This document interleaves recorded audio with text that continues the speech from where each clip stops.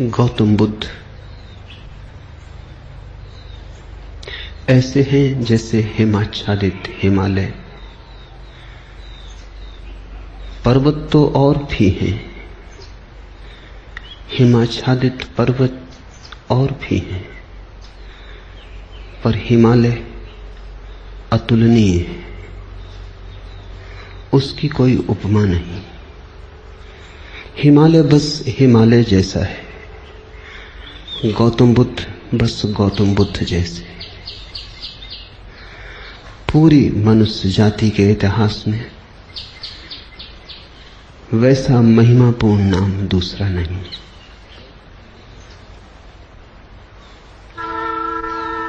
गौतम बुद्ध ने जितने हृदयों की वीणा को बजाया है उतना किसी और ने नहीं। गौतम बुद्ध के माध्यम से जितने लोग जागे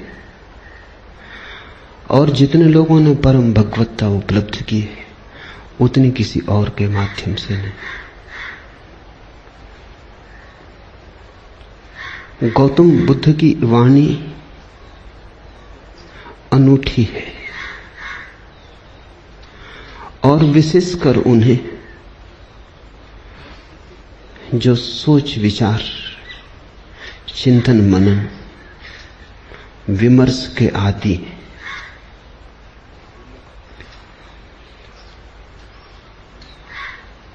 हृदय से भरे हुए लोग सुगमता से परमात्मा की तरफ चले जाते हैं, लेकिन हृदय से भरे हुए लोग कहां हैं? और हृदय से भरने का कोई उपाय भी तो नहीं है।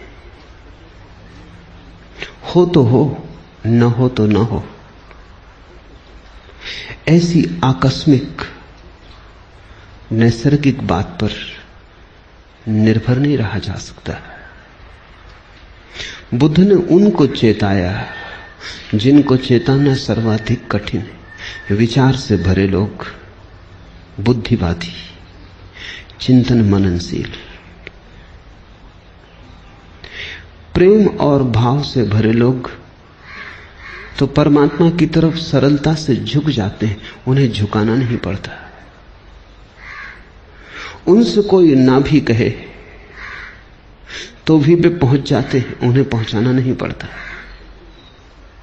लेकिन वे तो बहुत थोड़े हैं और उनकी संख्या रोज थोड़ी होती गई है।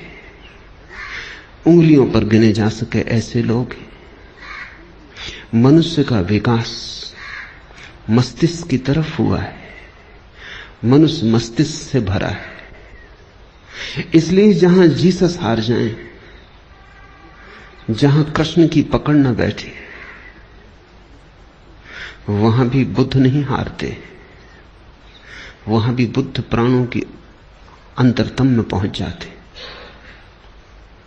बुद्ध का धर्म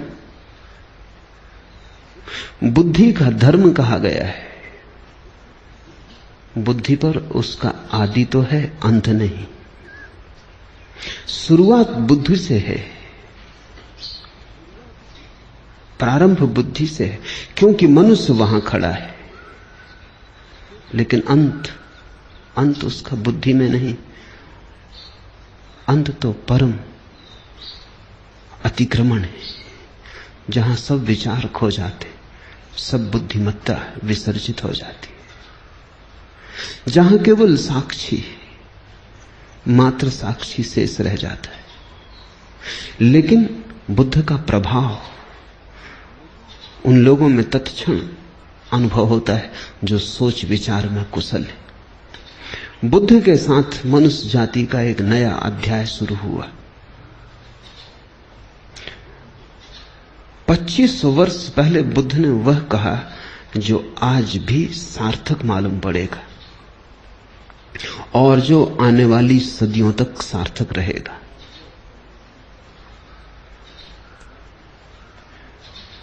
बुद्ध ने विश्लेषण दिया, एनालिसिस दी, और जैसा सूक्ष्म विश्लेषण उन्होंने किया कभी किसी ने ना किया था और फिर दोबारा कोई ना कर पाया। उन्होंने जीवन की समस्या के उत्तर शास्त्र से नहीं दिए, विश्लेषण की प्रक्रिया से दिए। बुद्ध धर्म के पहले वैज्ञानिक, उनके साथ श्रद्धा और आस्था की जरूरत नहीं, उनके साथ तो समझ पर्याप्त है।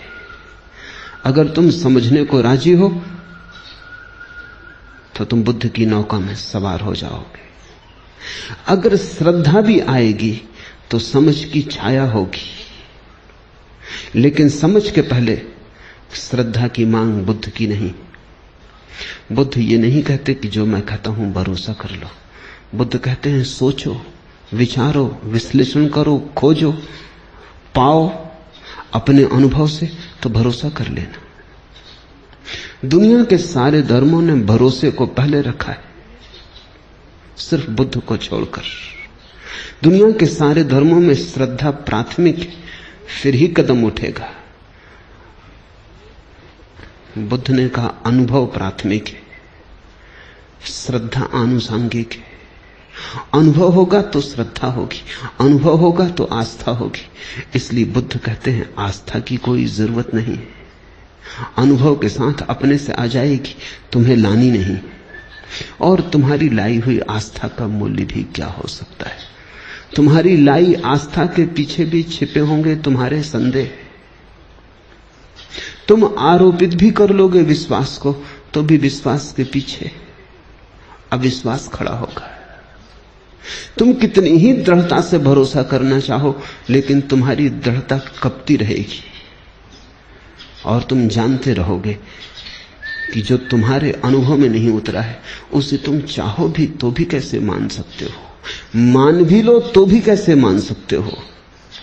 तुम्हारा ईश्वर कोरा शब्द जाल होगा जब तक अनुभव की किरण न उतरी हो। तुम्हारे मोक्ष की धारणा मात्र शाब्दिक होगी जब तक मुक्ति का थोड़ा स्वाद तुम्हें न लगा हो। बुद्ध ने कहा मुझ पर भरोसा मत करना, मैं जो कहता हूं उस पर इसलिए भरोसा मत करना कि मैं कहता हूं। सोचना, विचारना, जीना तुम्हारे अनुभव की कसौटी पर सही हो जाए तो ही सही है, मेरे कहने से क्या सही होगा। बुद्ध के अंतिम वचन हैं अपदीपो भव, अपने दिए खुद बनना। और तुम्हारी रोशनी में तुम्हें जो दिखाई पड़ेगा फिर तुम करोगे भी क्या? आस्था ना करोगे तो करोगे क्या? आस्था सहज होगी, उसकी बात ही उठानी व्यर्थ है। बुद्ध का धर्म विश्लेषण का धर्म है, लेकिन विश्लेषण से शुरू होता है, समाप्त नहीं होता। वहां समाप्त तो परम संश्लेषण पर होता है। बुद्ध का धर्म संदेह का धर्म है, लेकिन संदेह से यात्रा शुरू होती है, समाप्त नहीं होती। समाप्त तो परम श्रद्धा पर होती। इसलिए बुद्ध को समझने में बड़ी भूल हुई, क्योंकि बुद्ध संदेह की भाषा बोलते हैं तो लोगों ने समझा ये संदेहवादी है। हिंदू तक न समझ पाए, जो जमीन पर सबसे ज्यादा पुरानी कौम। बुद्ध निश्चित ही बड़े अनूठे रहे होंगे, तभी तो हिंदू तक समझने से चूक गए। हिंदुओं तक कोई आदमी खतरनाक लगा, घबराने वाला लगा। हिंदुओं को भी लगा कि ये तो सारे आधार गिरा देगा धर्म के। और यही आदमी है जिसने धर्म के आधार पहली दफा ढंग से रखे। श्रद्धा पर भी कोई आधार रखा जा सकता है, अनुभव पर ही आधार रखा जा सकता है। अनुभव की छाया की तरह श्रद्धा उत्पन्न होती। श्रद्धा अनुभव की सुगंध है, और अनुभव के बिना श्रद्धा अंधी है। और जिस श्रद्धा के पास आंख ना हो, उससे तुम सत्य तक पहुंच पाओगे? बुद्ध ने बड़ा दुस्साहस किया। बुद्ध जैसे व्यक्ति पर भरोसा करना एकदम सुगम होता है। उसके उठने बैठने में प्रामाणिकता होती है, उसके शब्द शब्द में वजन होता है, उसके होने का पूरा ढंग स्वयं सिद्ध होता है। उस पर श्रद्धा आसान हो जाती है। लेकिन बुद्ध ने कहा तुम मुझे अपनी बैसाखी मत बनाना। तुम अगर लंगड़े हो, मेरी बैसाखी के सहारे चल लिए, कितनी दूर चलोगे, मंजिल तक न पहुंच पाओगे। आज मैं साथ हूं, कल मैं साथ न रहूंगा, फिर तुम्हें अपने ही पैरों पर चलना है। मेरी रोशनी से मत चलना, क्योंकि थोड़ी देर को संग साथ हो गया है अंधेरे जंगल में, तो मेरी रोशनी में थोड़ी देर रोशन हो लोगे, फिर हमारे रास्ते अलग हो जाएंगे। मेरी रोशनी मेरे साथ होगी, तुम्हारा अंधेरा तुम्हारे साथ होगा। अपनी रोशनी पैदा करो, अप दीपो भव। ये बुद्ध का धम्मपद, कैसे वो रोशनी पैदा हो सकती है अनुभव की, उसका विश्लेषण है। श्रद्धा की कोई मांग नहीं है, श्रद्धा की कोई आवश्यकता भी नहीं है। इसलिए बुद्ध को लोगों ने नास्तिक कहा, क्योंकि बुद्ध ने यह भी नहीं कहा कि तुम परमात्मा पर श्रद्धा करो। तुम कैसे करोगे श्रद्धा? तुम्हें पता होता तो तुम श्रद्धा करते ही, तुम्हें पता नहीं है। इस अज्ञान में तुम कैसे श्रद्धा करोगे? और अज्ञान में तुम जो श्रद्धा बांध भी लोगे, वो तुम्हारी अज्ञान के ईंटों से बना हुआ भवन होगा। उसे तुम परमात्मा का मंदिर कैसे कहोगे? वो तुमने भय में बना लिया होगा। मौत डराती होगी, इसलिए सहारा पकड़ लिया होगा। यहां जिंदगी हाथ से जाती मालूम होती होगी, इसलिए स्वर्ग की कल्पनाएं कर ली होंगी। लेकिन इन कल्पनाओं से, भय पर खड़ी हुई इन धारणाओं से कहीं कोई मुक्त हुआ है? इसी से ही तो आदमी पंगु है, इससे ही तो आदमी पक्षाघात में दबा है। इसलिए बुद्ध ने ईश्वर की बात नहीं की। एच.जी. वेल्स ने बुद्ध के संबंध में कहा है कि पृथ्वी पर इस जैसा ईश्वरीय व्यक्ति और इस जैसा ईश्वर विरोधी व्यक्ति एक साथ पाना कठिन। So god like and so godless. अगर तुम ईश्वरीय प्रतिभाओं को खोजने निकलो तो तुम बुद्ध से ज्यादा ईश्वरीय प्रतिभा कहां पाओगे? सो गॉडलेस, और फिर भी इतना ईश्वर शून्य, ईश्वर की बात ही नहीं की। इस शब्द को ही गंदा माना, इस शब्द का उच्चार नहीं किया।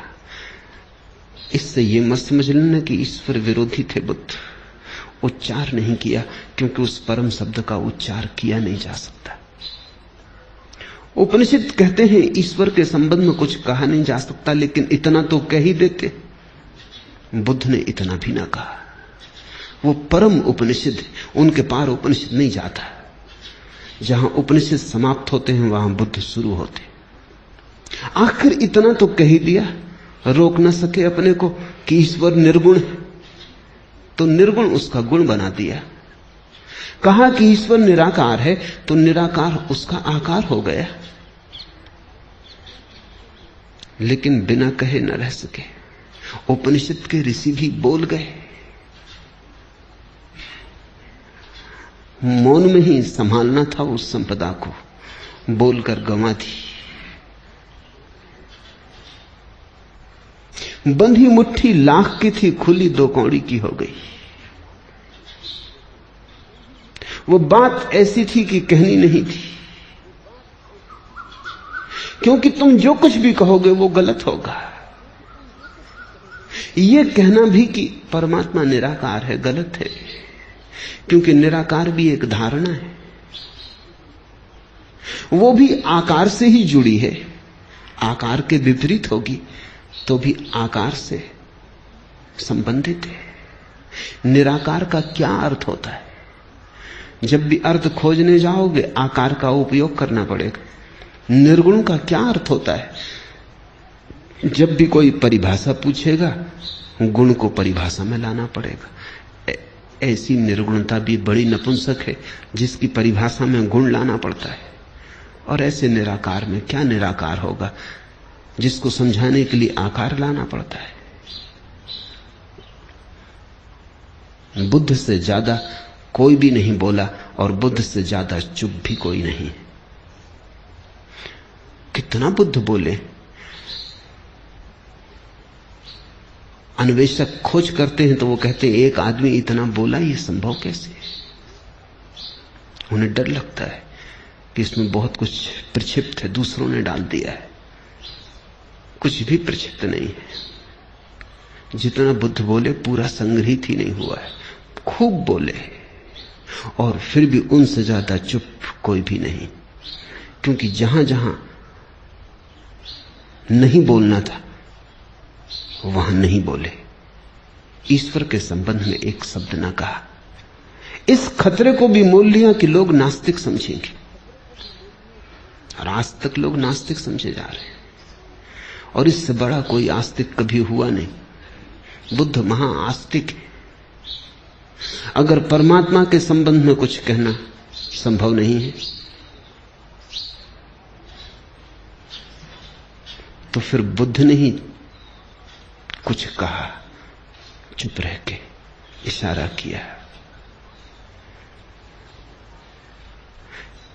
पश्चिम के एक बहुत बड़े विचारक विटगिंस्टीन ने अपनी बड़ी अनूठी किताब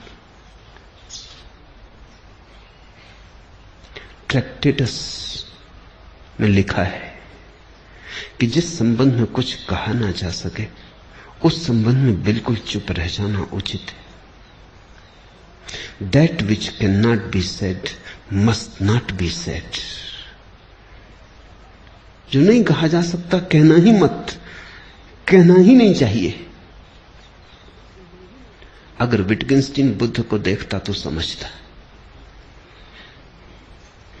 अगर विटगिंस्टीन के वचन को बुद्ध ने समझा होता तो मुस्कुराते और उन्होंने स्वीकृति दी होती। विटगिंस्टीन को भी पश्चिम में लोग नास्तिक समझे, नास्तिक नहीं, पर जो कही नहीं जा सकती बात अच्छा है ना ही कही जाए। कहने से बिगड़ जाती, कहने से गलत हो जाती। लाओ से तक कहता तो है प्रथम वचन में अपने ताओ ते किंग में कि सत्य कहा नहीं जा सकता और जो भी कहा जाए वो असत्य हो जाता है, लेकिन फिर भी सत्य के संबंध में बहुत सी बातें कही, बुद्ध ने नहीं कही। तुम कहोगे फिर बुद्ध कहते क्या रहे? बुद्ध ने स्वास्थ्य के संबंध में एक शब्द भी नहीं कहा, केवल बीमारी का विश्लेषण किया और निदान किया, औषधि की व्यवस्था की। बुद्ध ने कहा मैं एक वैद्य हूं, मैं कोई दार्शनिक नहीं हूं। मैं तुम्हारी बीमारी का विश्लेषण करूंगा, निदान करूंगा, औषधि सुझा दूंगा, और जब तुम ठीक हो जाओगे तभी तुम जानोगे कि स्वास्थ्य क्या है। मैं उस संबंध में कुछ भी ना कहूंगा। स्वास्थ्य जाना जाता है, कहा नहीं जा सकता। बीमारी मिटाई जा सकती है, बीमारी समझाई जा सकती है, बीमारी बनाई जा सकती है, बीमारी का इलाज हो सकता है, सही हो सकता है, गलत हो सकता है। बीमारी के साथ बहुत कुछ हो सकता है। स्वास्थ्य, जब बीमारी नहीं होती तब जो शेष रह जाता है वही, उस तरफ केवल इशारे हो सकते हैं, मौन, इंगित हो सकते हैं, वे भी प्रत्यक्ष नहीं, बड़े परोक्ष। बुद्ध के धर्म को शून्यवादी कहा गया है। शून्यवादी उनका धर्म है, लेकिन इससे यह मत समझ लेना कि शून्य पर उनकी बात पूरी हो जाती। नहीं, बस शुरू होती। बुद्ध एक ऐसे उत्तुंग शिखर है जिसका आखिरी शिखर हमें दिखाई नहीं पड़ता। बस थोड़ी दूर तक हमारी आंखें जाती, हमारी आंखों की सीमा है। थोड़ी दूर तक हमारी गर्दन उठती है, हमारी गर्दन के झुकने की सामर्थ्य है। और बुद्ध खोते चले जाते हैं। दूर हिमाच्छादित शिखर है, बादलों के पार।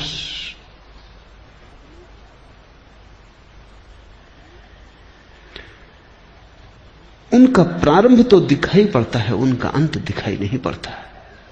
यही उनकी महिमा है। और प्रारंभ को जिन्होंने अंत समझ लिया वो भूल में पड़ गए। प्रारंभ से शुरू करना, लेकिन जैसे जैसे तुम शिखर पर उठने लगोगे और आगे दिखाई पड़ने लगा, और आगे दिखाई पड़ने लगेगा। बहुत लोग बोले, बहुत लोगों ने मनुष्य के रोग का विश्लेषण किया है, लेकिन ऐसा सचोट नहीं।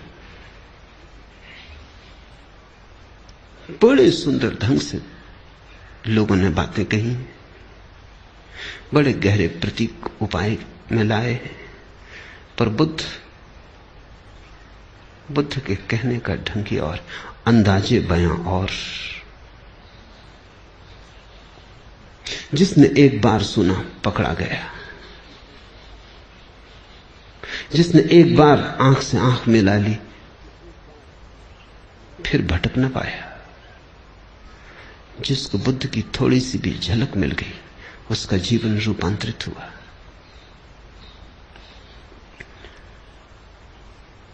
आज से 2500 वर्ष पूर्व जिस दिन बुद्ध का जन्म हुआ, घर में उत्सव मनाया जाता था। सम्राट के घर बेटा पैदा हुआ था, पूरी राजधानी सजी थी। रात भर लोगों ने दिए जलाए, नाचे, उत्सव का क्षण था। बूढ़े सम्राट के घर बेटा पैदा हुआ था, बड़े दिन की प्रतीक्षा पूरी हुई थी। बड़ी पुरानी अभिलाषा थी पूरे राज्य की। मालिक बूढ़ा होता जाता था और नए मालिक की कोई खबर न थी। इसलिए बुद्ध को सिद्धार्थ नाम दिया। सिद्धार्थ का अर्थ होता है अभिलाषा का पूरा हो जाना। पहले ही दिन जब द्वार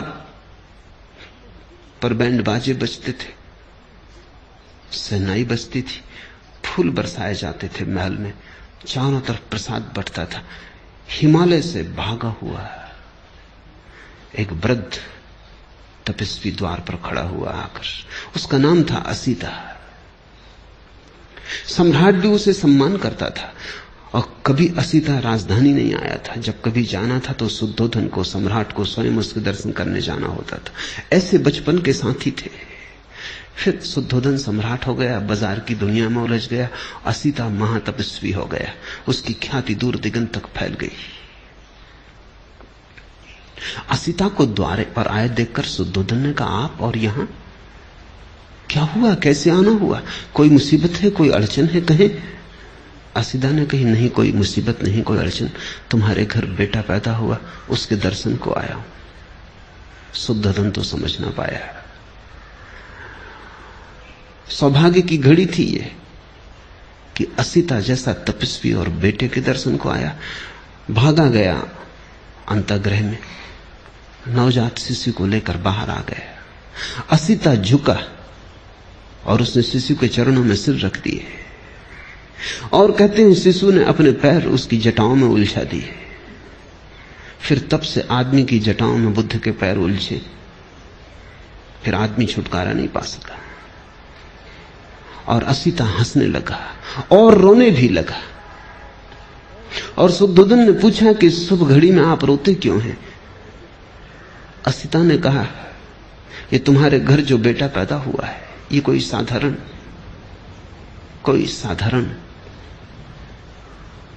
आत्मा नहीं, असाधारण है।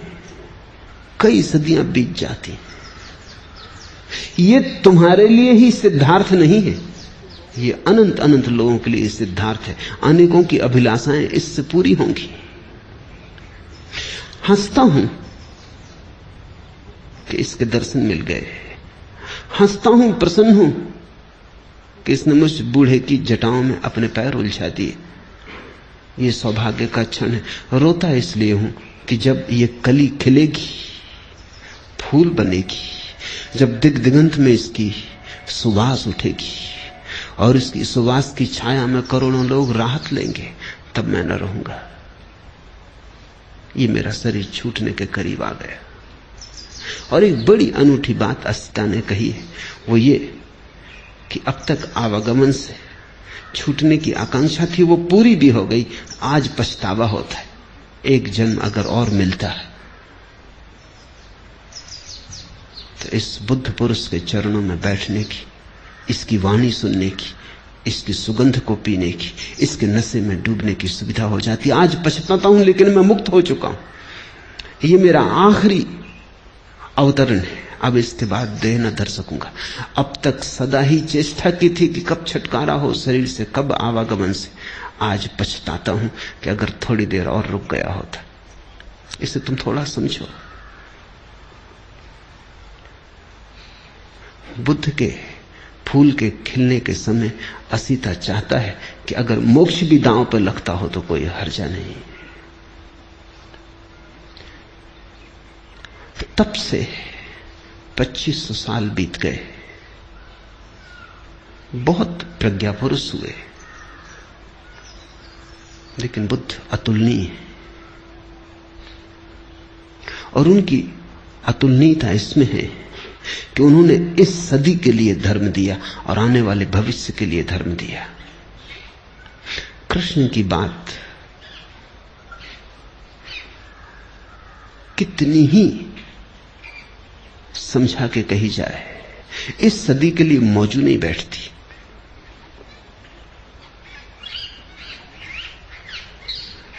फासला बड़ा हो गया है, बड़ा अंतराल पड़ गया है। कृष्ण ने जिनसे कहा था उनके मनों में और जिनके मन आज उसे सुनेंगे, बड़ा अंतर है। बुद्ध की कुछ बात ऐसी है कि ऐसा लगता है अभी अभी उन्होंने कही। बुद्ध की बात को समसामयिक बनाने की जरूरत नहीं है, वो समसामयिक है, वो कंटेम्पररी है।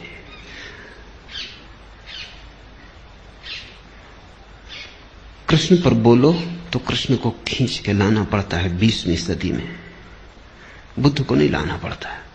बुद्ध जैसे खड़े ही हैं, 20वीं सदी में ही खड़े, और ऐसा अनेक सदियों तक रहेगा।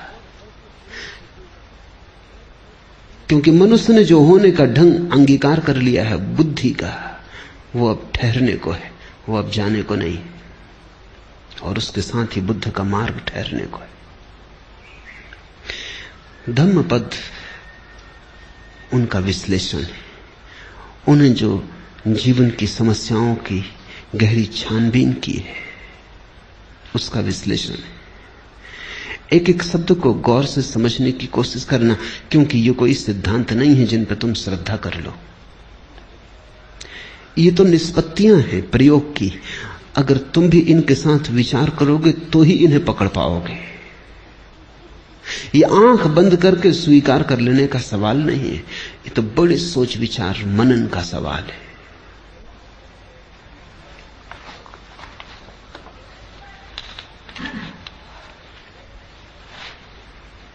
साधारणतः आदमी की जिंदगी क्या है? कुछ सपने, कुछ टूटे फूटे सपने, कुछ अभी भी साबित भविष्य की आशा में अटके। आदमी की जिंदगी क्या है? अतीत के खंडहर, भविष्य की कल्पनाएं। आदमी का पूरा होना क्या है? चले जाते, उठते हैं, बैठते हैं, काम करते हैं, कुछ पक्का पता नहीं क्यों, कुछ साफ जाहिर नहीं कहां जा रहे, बहुत जल्दी में भी जा रहे हैं, बड़ी पहुंचने की तीव्र उत्कंठा है, लेकिन कुछ पक्का नहीं कहां पहुंचना चाहते, किस तरफ जाते हो। कल मैं एक गीत पढ़ता था शाहिर का, न कोई ज्यादा न कोई मंजिल न रोशनी का सुराग, न कोई ज्यादा न कोई मंजिल न रोशनी का सुराग, भटक रही है खलाओं में जिंदगी मेरी। न कोई रास्ता, न कोई मंजिल, रोशनी का सुराग भी नहीं, कोई एक किरण भी नहीं, और पूरी जिंदगी अंधेरी घाटियों में, शून्य में भटक रही है। भटक रही है खलाओं में जिंदगी मेरी। ऐसी ही मनुष्य की दशा है सदा से। बहुत सी झूठी मंजिलें भी तुम बना लेते हो। राहत के लिए कुछ तो चाहिए। सत्य बहुत कड़वा है, और अगर सत्य के साथ तुम खड़े हो जाओ तो खड़े होना भी मुश्किल मालूम होगा। सिगमंड फ्रायड ने कहा है कि आदमी बिना झूठ के जी नहीं सकता। झूठ सहारा है। तो हम झूठी मंजिलें बना लेते हैं। असली मंजिल का तो कोई पता नहीं। बिना मंजिल के जीना असंभव। कैसे जियोगे बिना मंजिल के? अगर ये पक्का ही हो जाए कि पता ही नहीं कहां जा रहे हैं, तो पैर कैसे उठेंगे? यात्रा कैसे होगी? तो हम कल्पित मंजिल बना लेते, एक झूठी मंजिल बना लेते। उससे राहत मिल जाती, लगता है कहीं जा रहे हैं। कोई रास्ता नहीं है, क्योंकि झूठी मंजिलों के कहीं कोई रास्ते होते? जब मंजिल ही झूठी है तो रास्ता कैसे हो सकता है? तो फिर हम रास्ता भी बना लेते, रास्ता बना लेते हैं, मंजिल बना लेते हैं। सब कल्पित, सब मन के जाल, सब सपने। और ऐसे अपने को भर लेते हैं और लगता है शून्य भर गया, जिंदगी बड़ी भरी पूरी। कोई कुछ दिन हुए चल बसा। एक मित्र ने आके कहा कि आपको पता चला फला फला व्यक्ति चल बसे, बड़ी भरी पूरी जिंदगी थी। मैंने पूछा, रुको, चल बसे ठीक, उसमें तो कुछ किया नहीं जा सकता, लेकिन भरी पूरी जिंदगी थी, ये तुमसे किसने कहा?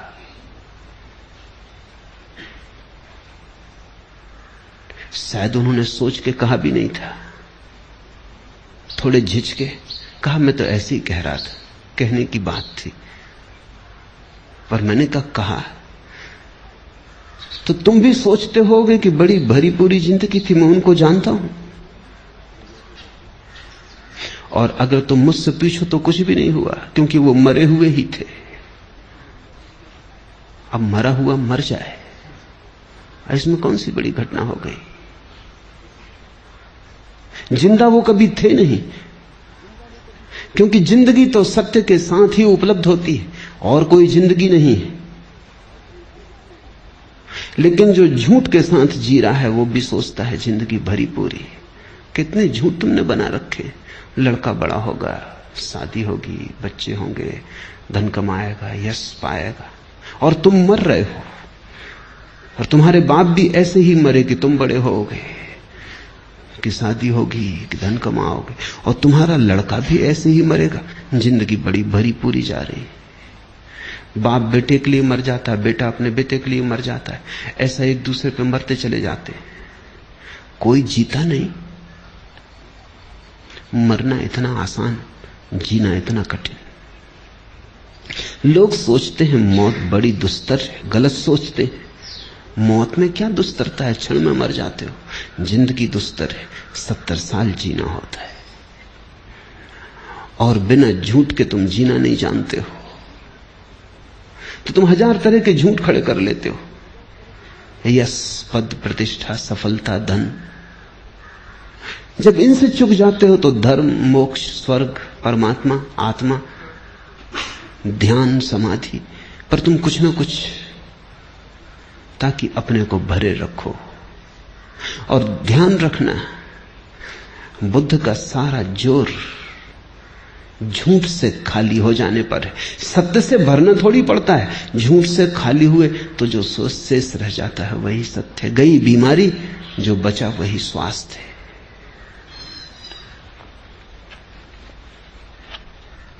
लेकिन कितने ही लोगों ने जगाने की कोशिश की है, तुम जागते नहीं। आदमी का झूठ को पैदा करने का अभ्यास इतना गहरा है कि वो बुद्ध के आसपास भी, बुद्ध भी मौजूद हों जगाने को, तो उनके आसपास भी अपनी नींद की सुविधा जुटा लेता है।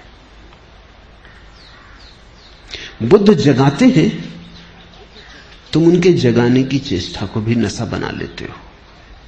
तुम हर चीज में से शराब निकाल लेते हो। ऐसी कोई चीज नहीं है जिसमें से तुम शराब ना निकाल लो। इसलिए तो बुद्ध आते हैं चले जाते हैं, बुद्ध पुरुष पैदा होते हैं विदा हो जाते। तुम अपनी जगह अडिग खड़े रहते, तुम अपने झूठ से हटते नहीं।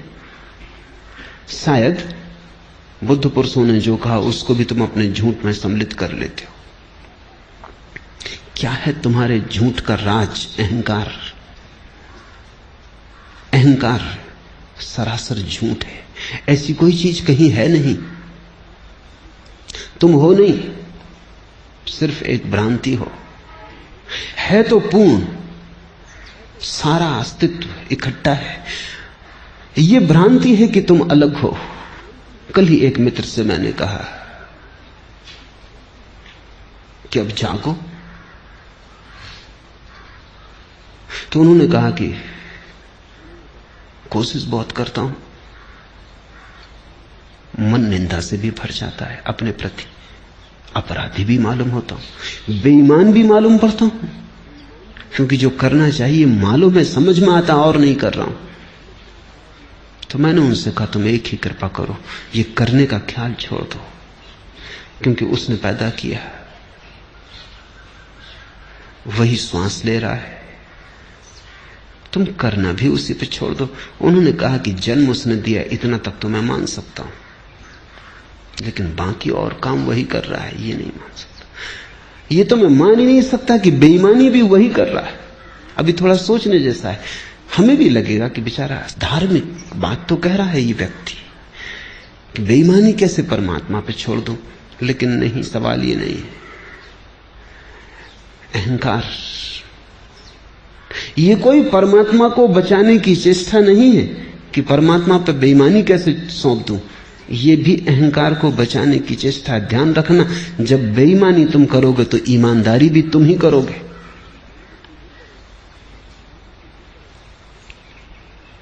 लेकिन जब जन्म भी तुम्हारा अपना नहीं और मौत भी तुम्हारी अपनी नहीं है, तो दोनों के बीच में तुम्हारा अपना कुछ कैसे हो सकता है? जब दोनों छोर पर आए, जब जन्म के पहले कोई और के हाथ में तुम हो, मौत के बाद किसी और के हाथ में, तो ये बीच की थोड़ी सी जो घड़ियां हैं, इनमें तुम अपने को सोच लेते हो अपने हाथ में, वही भ्रांति हो जाती है। वही अहंकार तुम्हें जगने नहीं देता। वही अहंकार सोने की नई तरकीबें व्यवस्थाएं खोज लेता है।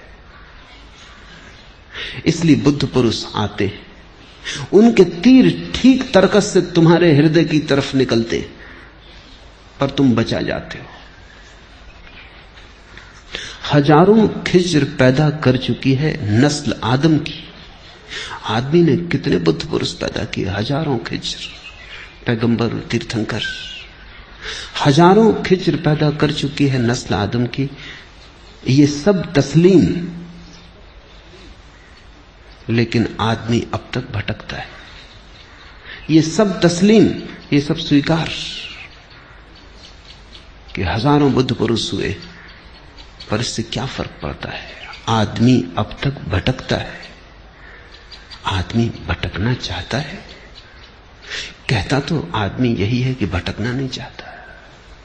कहते तो तुम मेरे पास यही हो, शांत होना चाहते हैं, सत्य होना चाहते हैं, सरल होना चाहते, लेकिन सच में तुम होना चाहते हो, या कि सरलता के नाम पर तुम नई जटिलता खोज रहे हो, या सत्य के नाम पर तुमने नए झूठों की तलाश शुरू की है,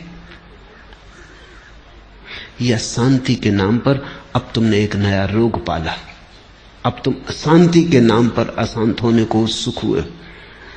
साधारण आदमी अशांत होता है, सिर्फ शांति की तो कम से कम चिंता नहीं होती। अब तुम शांति के लिए भी चिंतित हो। पुरानी अशांति तो बरकरार, अब तुम और धन करोगे, उसमें गुणनफल करोगे। अब तुम कहोगे कि शांति भी चाहिए, अब एक नई अशांति जुड़ी कि शांति नहीं। झूठ तो तुम थे, अब तुम कहते हो सत्य खोजेंगे। अब तुम सत्य के नाम पर कुछ नए झूठ ईजाद करोगे, स्वर्ग के, मोक्ष के, नरक के, परमात्मा के, आकाश के। मंदिरों में जाओ, स्वर्गों के नक्शे टंगे, पहला स्वर्ग, दूसरा स्वर्ग, पहला खंड, दूसरा खंड, तीसरा खंड, सचखंड तक नक्शे टंगे हुए। आदमी की मूढ़ता की कोई सीमा है, कोई अंत है?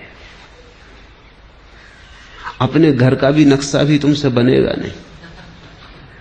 अपना भी नक्शा तुम बना ना सकोगे कि तुम क्या हो, कहां हो, कौन हो। तुमने स्वर्ग के नक्शे बना लिए।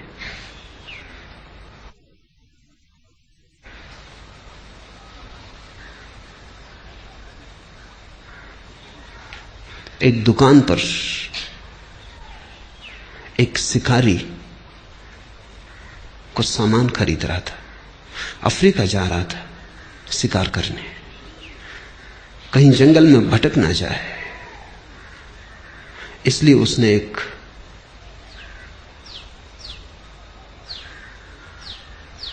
यंत्र खरीदा, दिशा सूचक यंत्र, कंपास। और तो सब ठीक था, उसने खोल के देखा, लेकिन कंपास में पीछे एक आईना भी लगा था। ये उसकी समझ में ना आया। कभी कोई कंपास है या किसी स्त्री का साज श्रृंगार का सामान, इसमें आईना किस लिए लगा है? ये दिशा सूचक यंत्र है, इसमें आईने की क्या जरूरत? उसने दुकानदार से पूछा कि और सब तो ठीक है, लेकिन ये मेरी समझ में नहीं आया कि इसमें आईना क्यों लगा। दुकानदार ने, ये इसलिए कि जब तुम भटक जाओ तो कंपास तो बताएगा स्थान, आईने में तुम देख लेना ताकि पता चल जाए कौन भटक गया है। कहां भटक गए हो ये तो कंपास से पता चल जाए, लेकिन कौन भटक गया है अपना पता नहीं। स्वर्ग के नक्शे बना दिए।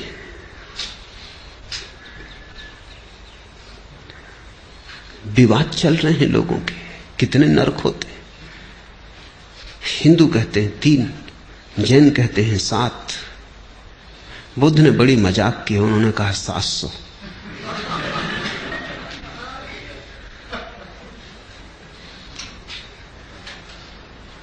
ये मजाक की है, क्योंकि बुद्ध को जरा भी उत्सुकता नहीं इस तरह की मूर्ताओं में। लेकिन मजाक भी नहीं समझ पाते लोग। बुद्ध के मानने वाले हैं जो कहते हैं कि नहीं 700 ही होते हैं, इसलिए कहे। मैं तुमसे कहता हूं 7000।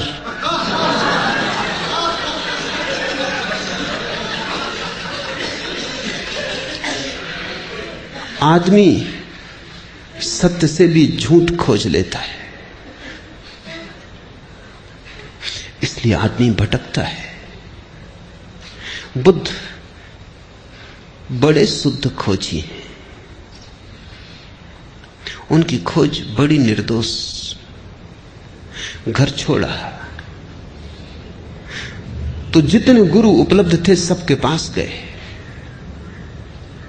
गुरु उनसे थक गए, क्योंकि असली शिष्य आ जाए तभी पता चलता है कि गुरु गुरु है या नहीं। झूठे शिष्यों के साथ तो पता नहीं चलता। लोग मुझसे पूछते हैं आके, असली गुरु का कैसे पता चले? मैं उनको कहता हूं तुम फिक्र ना करो, अगर तुम असली शिष्य हो पता चल जाए।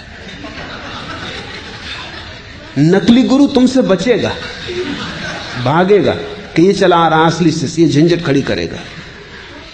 तुम गुरु की फिक्र ही छोड़ दो। असली शिष्य अगर तुम हो तो नकली गुरु तुम्हारे पास टिकेगा ही नहीं। तुम टिके रहना, वो ही भाग जाएगा। जिब्रान की कहानी है कि एक आदमी गांव गांव कहता फिरता था कि मुझे स्वर्ग का पता है, जिनको आना हो मेरे साथ आ जाओ। कोई आता नहीं था, लेकिन लोगों को 1000 दूसरे काम। कोई स्वर्ग जाने की इतनी जल्दी वैसे भी किसी को नहीं। लोग स्वर्गीय तो मजबूरी में होते, जब हाथ पैर ही नहीं चलते लोग मरघट पे पहुंचाते तब स्वर्गीय होते। कोई स्वर्गीय होने को राजी नहीं था। लोग कहते आपकी बात सुनते जचती, जब जरूरत होगी तब उपयोग करेंगे, मगर अभी कृपा करें, अभी हमें जाना नहीं। एक गांव में ऐसा हुआ, उस आदमी का खूब धंधा चलता था, क्योंकि जिनको स्वर्ग नहीं जाना, इनको बचने के लिए भी गुरु को कुछ गुरु दक्षिणा देनी पड़ती थी। वो आ जाए गांव में और समझाए तो उसको कुछ सेवा भी करनी पड़ती, पैर भी पड़ने पड़ते। कहते तुम बिल्कुल ठीक हो, मगर अभी हम साधारण जन अभी संसार में उलझे हैं, जब कभी सुलझेंगे जरूर आपकी बात का ख्याल करेंगे, रख लेते हैं संभाल के हृदय में। तो गुरु का धंधा भी चलता था, ना कभी कोई झंझट आई थी ना कुछ। एक गांव में उपद्रव हो गया, एक असली शिष्य मिल गया। उसने कहा अच्छा तुम्हें पक्का पता है? बिल्कुल पक्का पता है, क्योंकि अभी तो कोई झंझटाई नहीं थी। तो उसने कहा अच्छा मैं चलता हूं, कितने दिन लगेंगे पहुंचने में? तब जरा गुरु घबराया कि इधर उपद्रवी मालूम पड़ता है। पैर छुओ बात ठीक है, सांस चलने की बात, मगर अब सबके सामने मना भी नहीं कर सका। उसने कहा देखेंगे भटकाएंगे 1-2 साल, भाग जाएगा अपने आप। 6 साल बीत गए, वो उनके पीछे ही पड़ा है। वो कहता है कि कब आएगा, अभी तक आया नहीं। एक दिन उस गुरु ने कहा तेरे हाथ जोड़ता हूं भैया, तू जब तक न मिला था हमको भी पता था, तेरे कारण हमारा भी था। असली शिष्य मिल जाए तो फिर गुरु अपने आप। दुनिया में नकली गुरु हैं क्योंकि नकली शिष्यों की बड़ी संख्या है। नकली गुरु तो बाई प्रोडक्ट, वो सीधे पैदा नहीं होते, नकली शिष्य उन्हें पैदा कर लेता है। बुद्ध सभी गुरुओं के पास गए, गुरु घबरा गए क्योंकि ये व्यक्ति निश्चित प्रमाणिक था। जो उन्होंने कहा वो इसने इतनी पूर्णता से किया कि उनको भी दया आने लगी कि तो हमने भी नहीं किया है, कोई करते नहीं था तब तक बात ठीक थी। इस पे दया आने लगी। इससे ये भी ना कह सकते थे कि तुमने पूरा नहीं किया इसलिए उपलब्ध नहीं हो रहा है। इसने पूरा किया, उसमें तो रत्ती भर कमी नहीं रखी। गुरु ने हाथ जोड़ के कहा बस हम यहां तक तुम्हें बता सकते थे, इसके आगे हमें खुद भी पता नहीं। सारे गुरुओं को बुद्ध ने चुका डाला, एक गुरु साबित ना हुआ। तब सिवाय इसके कोई रास्ता ना रहा कि खुद खोजे। और इसलिए बुद्ध की बातों में बड़ी ताजगी है क्योंकि उन्होंने खुद खोजा, किसी गुरु से नहीं पाया था, किसी से सुन के नहीं दोहराया था, फिर खुद खोज पर निकले, नितांत अकेले, बिना किसी सहारे के। शास्त्र धोखा दे गए, गुरु धोखा दे गए, सब पीछे हट गए, अकेला रह गया खोजी। ऐसा ही होता है। जब तुम्हारी खोज असली होगी तुम पाओगे शास्त्र काम नहीं देते। शास्त्र तभी तक काम देते हैं जब तक तुम उनका भजन पाठ करते हो, बस तभी तक। अगर तुमने यात्रा शुरू की तुम तत्क्षण पाओगे शास्त्र में 1000 गलतियां होनी ही चाहिए, क्योंकि हजारों साल तक हजारों लोगों से दोहराते रहे, बनाते रहे, उसमें बहुत कुछ छूट गया, बहुत कुछ जुड़ गया है। लेकिन ये तो पता तुम्हें तभी चलेगा जब तुम यात्रा करोगे। एक तुम नक्शा लिए घर में बैठे हो, उसकी तुम पूजा करते हो, कैसे पता चलेगा? यात्रा पर निकलो तब तुम्हें पता चलेगा। अरे इस नक्शे में नदी बताई है, यहां कोई नदी नहीं। इस नक्शे में पहाड़ बताया है, यहां कोई पहाड़ नहीं। इस नक्शे में कहा बाएं मुड़ना, बाएं मुड़ो तो गड्ढे, यात्रा होती नहीं। दाएं मुड़ो तो ही हो सकती है। जब तुम यात्रा पर निकलोगे तभी परीक्षा होती तुम्हारे नक्शों की, उसके बिना कोई परीक्षा नहीं। जो भी यात्रा पर गए उन्होंने शास्त्र को सदा कम पाया। जो भी यात्रा पर गए उन्होंने गुरुओं को कम पाया। जो भी यात्रा पर गए उन्हें एक बात अनिवार्य रूप में पता चली कि प्रत्येक को अपना मार्ग स्वयं ही खोजना पड़ता है। दूसरे से सहारा मिल जाए बहुत, पर कोई दूसरा तुम्हें मार्ग नहीं दे सकता, क्योंकि दूसरा जिस मार्ग पर चला था तुम उस पर कभी भी ना चलोगे। वो उसके लिए था, वो उसका था, वो उसके स्वभाव में अनुकूल बैठता था। और प्रत्येक व्यक्ति अद्वितीय है। बुद्ध ने यह घोषणा की कि प्रत्येक व्यक्ति अद्वितीय है, इसलिए एक ही राजपथ पर सभी नहीं जा सकते, सबकी अपनी पगडंडी होगी। इसलिए सद्गुरु तुम्हें रास्ता नहीं देता, केवल रास्ते को समझने की परख देता है। सद्गुरु तुम्हें विस्तार के नक्शे नहीं देता, केवल रोशनी देता है ताकि तुम खुद विस्तार देख सको, नक्शे तय कर सको, क्योंकि नक्शे रोज बदल रहे हैं। जिंदगी कोई स्थिर बात नहीं है, जड़ नहीं है, जिंदगी प्रवाह है। जो कल था वो आज नहीं है, जो आज है वो कल नहीं होगा। सद्गुरु तुम्हें प्रकाश देता, रोशनी देता, दिया देता हाथ में कि ये दिया ले लो, अब तुम खुद खोजो और निकल जाओ। और ध्यान रखना, खुद खोजने से जो मिलता है वही मिलता है, जो दूसरा दे दे वो मिला हुआ है ही नहीं। दूसरे का दिया छीना जा सकता है, खुद का खोजा भर नहीं छीना जा सकता। और जो छिन जाए वो कोई अध्यात्म है, जो छीना ना जा सके वही।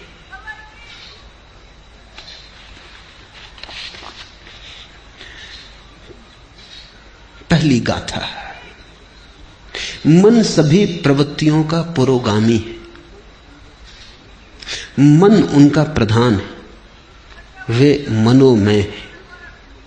यदि कोई दोषयुक्त मन से बोलता है या कर्म करता है तो दुख उसका अनुसरण वैसे ही करता है जैसे गाड़ी का चक्का खींचने वाले बैलों के पैर का। छोटा सूत्र पर बड़ा दूरगामी।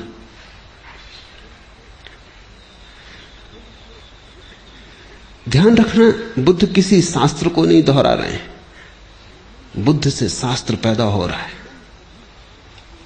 मन सभी प्रवृत्तियों का पुरोगामी है। कोई भी वृत्ति उठती है, राह पर तुम खड़े हो, एक सुंदर कार निकली, क्या हुआ तुम्हारे मन में? एक छाप पड़ी, एक काली कार निकली, एक प्रतिबिंब गूंजा। कार के निकलने से वासना पैदा नहीं होती। अगर तुम देखते रहो और तुम्हारा देखना ऐसा ही तटस्थ हो जैसे कैमरे की आंख होती, कैमरे के सामने से भी कार निकल जाए, वो फोटो भी उतार देगा तो भी कार खरीदने नहीं जाएगा और न सोचेगा कि कार खरीदनी है। अगर तुम वहां खड़े हो और कैमरे जैसी तुम्हारी आंख है, तुमने सिर्फ देखा, काली कार गुजर गई, चित्र बना गया, एक छाया आई गई, कुछ भी कठिनाई नहीं। लेकिन जब ये काली छाया कार की तुम्हारे भीतर से निकल रही, तब तुम्हारे मन में एक कामना जगी, ऐसी कार मेरे पास हो। मन में एक विकार उठा, एक लहर उठी, जैसे पानी में किसी ने कंकड़ फेंका और लहर उठी। कार तो जा चुकी, अब लहर तुम्हारे साथ है। अब ये लहर तुम्हें चलाएगी, तुम धन कमाने में लगोगे, या तुम चोरी करने में लगोगे, या किसी की जेब काटोगे। अब तुम कुछ करोगे। अब वृत्ति ने तुम्हें पकड़ा। अब वृत्ति तुम्हारी कभी क्रोध करवाएगी अगर कोई बाधा डालेगा। अगर कोई मार्ग में आएगा तो तुम हिंसा करने को उतारू हो जाओगे, मरने मारने को उतारू हो जाओगे। अगर कोई सहारा देगा तो तुम मित्र हो जाओगे, कोई बाधा देगा तो शत्रु हो जाओगे। अब तुम्हारी रातें इसी सपने से भर जाएंगी। बस ये कार तुम्हारे आसपास घूमने लगेगी। जब तक ये ना हो जाए तुम्हें चैन ना मिलेगा। और मजा ये है कि वर्षों की मेहनत के बाद जिस दिन ये तुम्हारी हो जाएगी, तुम अचानक पाओगे कार तो अपनी हो गई, लेकिन अब इन वर्षों की बेचैनी का अभ्यास हो गया। अब बेचैनी नहीं छोड़ती। कार तो अपनी हो गई लेकिन बेचैनी नहीं जाती, क्योंकि बेचैनी का अभ्यास हो गया। अब तुम इस बेचैनी के लिए नया कोई यात्रा पथ खोजोगे। बड़ा मकान बनाना है, हीरे जवाहरात खरीदने हैं। अब तुम कुछ और करोगे, क्योंकि अब बेचैनी तुम्हारी आदत हो गई। और अब इस बेचैनी का तुम क्या करोगे? इस सालों तक बेचैनी को संभाला, कार तो मिल गई, लेकिन अब कार का मिलना न मिलना बराबर है। अब ये बेचैनी पकड़ गई। इसलिए तो धनी बहुत लोग हो जाते हैं और धनी नहीं हो पाते, क्योंकि जब वे धनी होते हैं तब तक बेचैनी अभ्यास का हो गया उसका। जब तक धनी हुए तब तक चैन से ना रह सके। सोचा कि जब धनी हो जाएंगे तब चैन से रह लेंगे, लेकिन चैन कोई इतनी आसान बात है? अगर बेचैनी का अभ्यास घना हो गया तो धनी तो तुम हो जाओगे, बेचैनी कहां जाएगी? तब और धनी होने की दौड़ लगती और मन कहता और धनी हो जाएं फिर। लेकिन सारा जाल मन का है। बुद्ध ने अपनी एक एक वृत्ति को जांचा और पाया कि वृत्ति मन के सरोवर में उठी लहर है। वृत्ति का मतलब ही लहर होता है। वो मन का कब जाना है। अगर मन निष्कंप रह जाए तो कोई वृत्ति पैदा नहीं होती। अगर मन कब गया तो वृत्ति पैदा हो जाती। फिर कोई फर्क नहीं पड़ता कि किस चीज से कपता है। आज से 2500 साल पहले बुद्ध के समय में कार तो नहीं थी, तो कई नासमझ सोचते हैं कि तब बड़ी शांति थी, क्योंकि कार नहीं थी तो कार की तो चिंता पैदा ही नहीं हो सकती थी। हवाई जहाज नहीं था तो हवाई जहाज खरीदना, इसकी चिंता तो पैदा नहीं हो सकती थी। लेकिन तुम गलती में हो, चिंताएं इतनी ही थी क्योंकि किसी के पास शानदार बैलगाड़ी थी, बग्घी थी, वो चिंता पैदा करवाती थी। किसी के पास शानदार घोड़ा था, वो चिंता पैदा करवाता था। चिंता के लिए विषय से कोई फर्क नहीं पड़ता।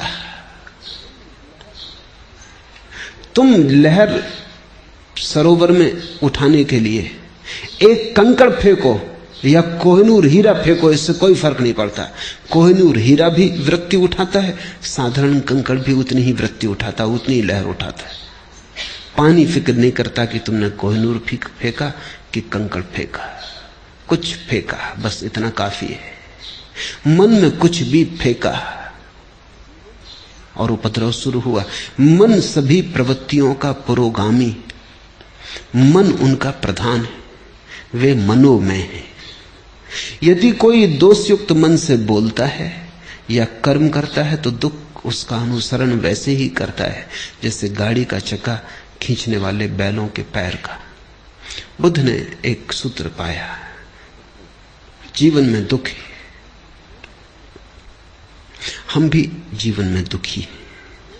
और जब हमें दुख पकड़ता है तो हम पूछते हैं किसने दुख पैदा किया, कौन मेरा दुख पैदा कर रहा है? पत्नी, पति, बेटा, बाप, मित्र, समाज, कौन मेरा दुख पैदा कर रहा है? आर्थिक व्यवस्था, सामाजिक ढांचा, कौन मेरा दुख पैदा कर रहा है? मार्क्स से पूछो तो वो कहता है दुख पैदा हो रहा है क्योंकि समाज का आर्थिक ढांचा गलत है, गरीबी है, अमीरी है, इसलिए दुख पैदा हो रहा है। फ्रायड से पूछो तो वो कहता है दुख इसलिए पैदा हो रहा है कि मनुष्य को अगर उसकी वृत्तियों के प्रति पूरा खुला छोड़ दिया जाए तो वो जंगली जानवर जैसा हो जाता है। दुख पैदा होगा उससे, सभ्यता नष्ट हो जाएगी। अगर उसे संभाला बुझाया जाए, तैयार किया जाए, परिष्कृत किया जाए तो दमन हो जाता है। दमन होने से दुख पैदा होता है। इसलिए फ्रायड ने कहा दुख कभी भी ना मिटेगा। अगर आदमी को बिल्कुल खुला छोड़ दो तो मारकाट हो जाएगी, क्योंकि आदमी के भीतर 1000 तरह की जानवरी वृत्तियां हैं। अगर दबाओ, ढंग का बनाओ, सज्जन बनाओ तो दमन हो जाता है। दमन होता है तो दुख होता रहता है, वृत्तियां पूरी नहीं हो पाती। पूरी करो तो मुसीबत, न पूरी करो तो मुसीबत। तो फ्रायड ने तो अंत में कहा कि आदमी जैसा है कभी सुखी हो ही नहीं सकता, सुख असंभव है। फ्रायड और मार्क्स, इनका विश्लेषण ही अगर अकेला विश्लेषण होता तो पक्का है कि आदमी कभी सुखी नहीं हो सकता, क्योंकि रूस में गरीब अमीर मिट गए लेकिन दुख नहीं मिटा। गरीब अमीर मिट गए तो दूसरे वर्ग खड़े हो गए। कोई पद पर है, कोई पद पर नहीं है, कोई कम्युनिस्ट पार्टी में है, कोई कम्युनिस्ट पार्टी में नहीं है। जो पद पर है वो इतना शक्तिशाली हो गया है जितना धनी पुराने दिनों में कभी भी न था, और जो पद पर नहीं है वो इतना निर्बल हो गया है जितना भूखा भिखमंगा गरीब कभी नहीं था। धनी के हाथ में इतनी ताकत कभी नहीं थी जितनी रूस में पदाधिकारी के हाथ में। संघर्ष वहीं के वहीं खड़ा है, भेद वहीं के वहीं खड़ा है। वर्ग नए बन गए, पुराने मिटे। तो कुछ ऐसा लगता है आदमी बीमारी बदलता जाता है। क्रांतियों के नाम से केवल बीमारी बदलती, कुछ भी बदलता नहीं। ऊपर के ढंग बदलते हैं, भीतर का रोग जारी रहता है। सब क्रांतियां व्यर्थ हो गई। सिर्फ बुद्ध की एक क्रांति अभी भी सार्थकता रखती। बुद्ध कहते हैं तुम्हारे मन में ही कारण। बाहर खोजने गए, पहला कदम ही गलत पड़ गया, अब तुम ठीक कभी ना हो पाओगे। तुम्हारे मन में ही दुख का कारण है। जब भी तुम किसी को दुख देना चाहते हो तुम दुख पाओगे। जब भी तुम दुख देने की आकांक्षा से भरे किसी विचार के पीछे जाते हो तुम दुख के बीज बो रहे हो। दूसरे को दुख मिलेगा या नहीं मिलेगा, तुम्हें दुख जरूर मिलेगा। तुम अगर आज दुख पा रहे हो तो बुद्ध कहते हैं कल बोए बीजों का फल है। और अगर कल तुम चाहते हो दुख न पाओ तो आज कृपा करना, आज बीज मत बोना। यदि कोई दोषयुक्त मन से बोलता है, सोचता है, व्यवहार करता है या वैसे कर्म करता है, तो दुख उसका अनुसरण वैसे ही करता है जैसे गाड़ी जाती तो बैलों के पीछे चाक चले आते। तुम्हारे मन में अगर किसी को भी दुख देने का जरा सा भी भाव है तो तुम अपने लिए बीज बो रहे हो, क्योंकि तुम्हारे मन में जो दुख देने का बीज है वो तुम्हारे ही मन की भूमि में गिरेगा, किसी दूसरे की मन की भूमि में नहीं गिर सकता। बीज तो तुम्हारे भीतर है, वृक्ष भी तुम्हारे भीतर ही होगा, फल भी तुम ही भोगोगे। अगर बहुत गौर से देखा जाए तो जब तुम दूसरे को दुख देना चाहते हो तब तुमने अपने को दुख देना शुरू कर ही दिया। तुम दुखी होने शुरू हो ही गए। तुम क्रोधित हो, किसी पर क्रोध करके उसे नष्ट करना चाहते हो, उसे तुम करोगे या नहीं ये दूसरी बात है, लेकिन तुमने अपने को नष्ट करना शुरू कर दिया। बुद्ध कहते थे क्रोध से बड़ी कोई मूढ़ता नहीं, दूसरे के कसूर के लिए तुम अपने को दंड देते हो। एक आदमी ने तुम्हें गाली दी, कसूर उसका होगा, अब क्रोधित तुम हो रहे हो, दंड तुम अपने को दे रहे हो, कसूर उसका था। इससे ज्यादा मूढ़ता और क्या हो सकती। उसने गाली दी, उसकी समस्या है, तुम क्यों बीच में आते हो? तुम गाली मत लो, लेने पर निर्भर है, लेना आवश्यक नहीं। आप मुझे गाली दे सकते हैं लेकिन लेने पर थोड़ी मजबूर कर सकते। देना आपके बस में, लेना मेरे बस में। उस मालकियत को मुझसे कोई कभी नहीं छीन सकता। मैं कह सकता हूं कि नहीं लेता, फिर तुम क्या करोगे? तुम्हारी गाली तुम्ही पर लौट जाएगी। तुमने गाली देने के लिए जो तैयारी में दुख भोगा वो भोगा, अब गाली लौटेगी तब तुम जो दुख भोगोगे वो भोगोगे। जब हम किसी चीज को अपने मन के भीतर ले लेते तभी वो सक्रिय हो जाती है और दूसरे से लेने की कोई जरूरत नहीं है। तुम अपने भीतर ही इतने दुख के बीज पैदा करते रहते हो अकारण। मैं कलकत्ते में एक मित्र के घर मेहमान होता था। उनके पास सबसे बढ़िया कोठी है कलकत्ते में, ठीक कहना चाहिए, अब नहीं, अब एक दूसरी कोठी खड़ी हो गई, पड़ोस में ही खड़ी हो गई।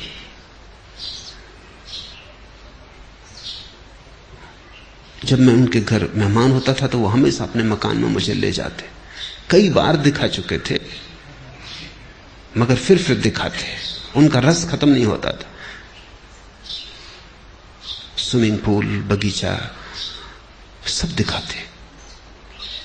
उनकी आदत थी, ये मान के मैं जब भी वो दिखाते फिर इस तरह उत्सुकता लेता जैसे कभी नहीं देखा है। मगर आखिरी बार जब उनके घर गया तो उन्होंने मकान ना दिखाया। मैं थोड़ा हैरान हुआ, क्या ये आदमी बदल गया? मैंने पूछा कि क्या मामला है, मकान नहीं दिखलाइएगा? कहने लगे क्या खाक दिखलाएं, क्या हुआ? देखते नहीं कि बगल में एक बड़ा मकान खड़ा हो गया। जब तक इससे बड़ी कोठी ना कर लूं तब तक अब चैन नहीं। अब क्या दिखाना है? इनका मकान वैसी का वैसा है, क्योंकि बगल का मकान इनके मकान में कुछ फर्क नहीं किया है। इनका मकान ठीक उतना ही सुंदर है जैसा था, लेकिन बगल में एक मकान खड़ा हो गया। बड़ी लकीर किसी ने खींच दी, इनकी लकीर छोटी हो गई बिना छुए। किसी ने छुआ नहीं, हाथ नहीं लगाया, मगर बगल में एक लकीर खड़ी हो गई। उनकी पत्नी ने मुझसे कहा कि कुछ समझाइए इनको, न सोते हैं न चैन, इनकी छाती पे बोझ हो गया है वो बगल का मकान। बगल के मकान वाले को शायद पता भी ना हो कि कोई जला भुंजा जा रहा है, कि कोई मरा जा रहा है। मगर इस आदमी ने अपने भीतर एक बीज बो लिया। ये उस मकान से नहीं आया है, क्योंकि इसकी पत्नी को कोई तकलीफ नहीं,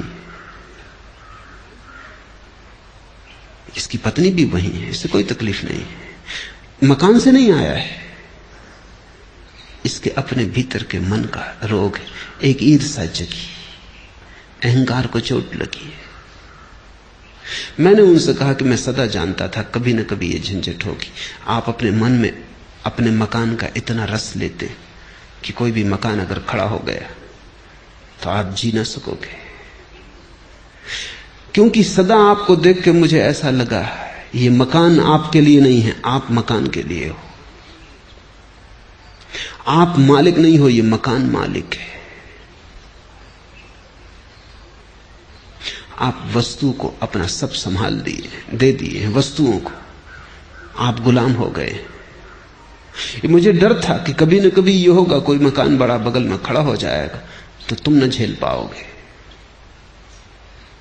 वो रुग्ण रहने लगे जब से वो मकान बन गया।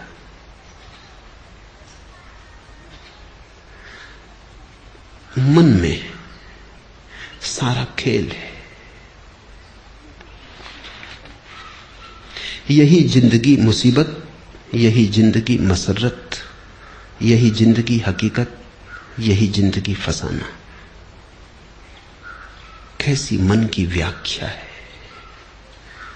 कैसे तुम देखते हो, कैसे तुम सोचते हो, कैसी तुम व्याख्या करते हो जीवन की, सब उस पर निर्भर है। मन सभी प्रवृत्तियों का पुरोगामी है, मन उनका प्रधान है। यदि कोई प्रसन्न मन से बोलता है या कर्म करता है तो सुख उसका अनुसरण करता है। वैसे ही जैसे कभी साथ न छोड़ने वाली छाया। अगर तुम दुखी हो तो अपने को कारण जानना, अगर सुखी हो तो अपने को कारण जानना। अपने से बाहर कारण को मत ले जाना, वही धोखा है। इसको ही मैं धार्मिक क्रांति कहता हूं। जिस व्यक्ति ने अपने जीवन के सारे कारणों को अपने भीतर देख लिया, वो व्यक्ति धार्मिक हो गया। क्योंकि अब उसके हाथ में है बात। अब दुखी होना हो तो तुम जानते हो कौन से बीज बोने, सुखी होना हो तो जानते हो कौन से बीज बोने। अब कोई मजबूरी न रही। फिर अगर दुख में ही मजा लेना हो तो मजे से बीज बो, कोई बाधा नहीं डाल सकता। लेकिन एक बात फिर तुम न कर सकोगे कि दुख के तो बीज बो और रोना भी रो कि मैं दुखी क्यों। अपने ही हाथ से जहर पियो और फिर रो कि मैं मर क्यों रहा हूं। मरना हो मजे से जहर पियो, जीना हो मत पियो। तुम्हारे हाथ है, तुम्हारी प्याली है, तुम्हारा जहर है और तुम्ही को जीना या मरना है। उसने मुझे डांटा, मुझे मारा, मुझे जीत लिया, मेरा लूट लिया। जो ऐसी गांठें मन में बनाए रखते उनका वैर शांत नहीं होता। उसने दूसरे पर जिनका सारा जोर है, उसने मुझे डांटा, उसने मुझे मारा, उसने मुझे जीत लिया, मेरा लूट लिया। जो दूसरे पर नजर रखते। बुद्ध का एक शिष्य हुआ पूर्ण काश्यप। वो निश्चित ही पूर्ण हो गया था, इसलिए उसे बुद्ध पूर्ण कहते हैं। फिर एक दिन बुद्ध ने उससे कहा कि पूर्ण, अब तू पूर्ण सच में ही हो गया। अब मेरे साथ साथ डोलने की कोई जरूरत ना रही। अब तू जा, अब तू गांव गांव नगर नगर घूम और डोल, मेरी खबर ले जा। मेरे पास तूने जो पाया है उसे लुटा। पुण्य का भगवान, किस दिशा में जाऊं? आप इशारा कर दें।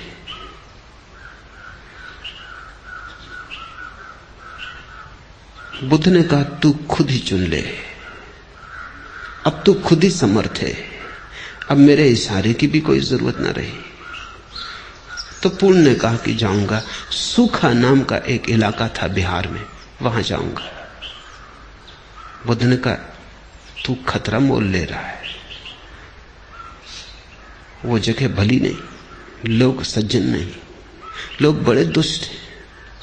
और लोग सताने में रस लेते हैं। लोग तुझे परेशान करेंगे इन पीत वस्त्रों में। उन्होंने भिक्षु कभी देखा नहीं, वो बड़े जंगली हैं, तू वहां मत जा। पर पुण्य का इसलिए तो उनको मेरी जरूरत है, किसी को तो जाना ही होगा। कब तक वे जंगली रहें? कब तक उनको पशुओं की तरह रहने दिया जाए? मुझे जाना होगा, आज्ञा दे।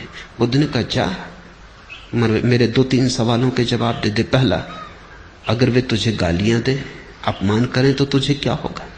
तो पुण्य ने कहा ये भी आप मुझसे पूछते हैं क्या होगा? आप भली भांति जानते कि मैं प्रसन्न होऊंगा, क्योंकि मेरे मन में यह भाव उठेगा कितने भले लोग हैं, सिर्फ गालियां देते, मारते नहीं। मार भी सकते थे।